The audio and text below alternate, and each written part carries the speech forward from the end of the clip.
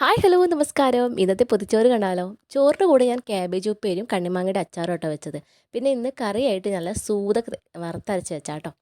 പിന്നെ നമുക്കിന്ന് കുത്തപ്പവും പഞ്ചസാരയാണ് ഞാനിപ്പോൾ എടുത്തത്. ആക്ച്വലി കുത്തപ്പവും ചെറുപയർ കറിയായിരുന്നു.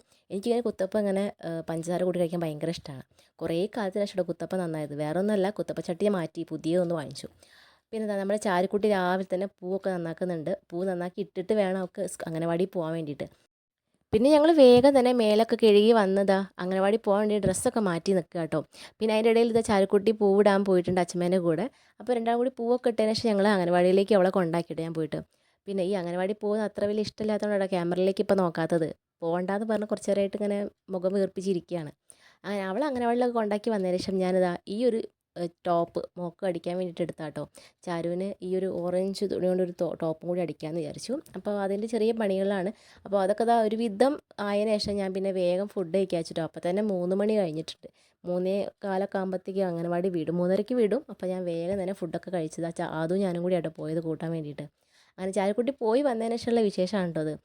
സാരി ആറിട്ടേലാണ് അവളെ അമ്മുക്കുട്ടീനെ കൊണ്ടുപോയി തൊട്ടിലാട്ടുന്നത് കേട്ടോ. എന്തായാലും രാത്രിയൊക്കെ ആയപ്പോഴത്തേക്ക് ഞങ്ങളിതാ ഇന്ന് പുട്ടും പിന്നെ നമുക്ക് ഈ നല്ലൊരു സ്രാവ് കിട്ടിയിട്ടുണ്ടായി. അപ്പോൾ സ്രാവ് പൊരിച്ചാട്ടോ പുട്ടിൻ്റെ കൂടെ. പുട്ടിൻ്റെ കൂടെ വേറെ കറിയൊക്കെ ഉണ്ടായിരുന്നു. പക്ഷേ ഈ സ്രാവ് പൊരിച്ചും പുട്ടും കൂടെ വയ്ക്കാൻ ഭയങ്കര